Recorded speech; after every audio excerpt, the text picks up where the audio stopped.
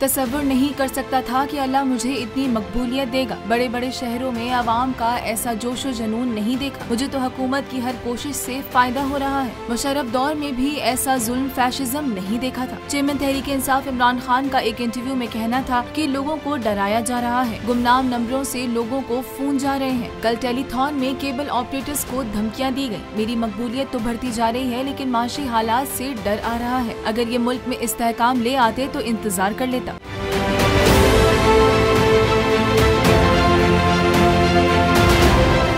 इमरान खान ने निजी टीवी से गुफ्तगू करते हुए मजीद कहा कि IMF कह रहा है पाकिस्तान की आवाम श्रीलंका की तरह बाहर आ सकती है। मौजूदा हुकूमत की हर चीज नाकाम हो रही है। बैरून मुल्क सरमायाकारों को भी इस हुकूमत पर एतमाद नहीं। आलमी अदारे के मुताबिक सर्दियों में गैस की कीमत 250% बढ़ने वाली है।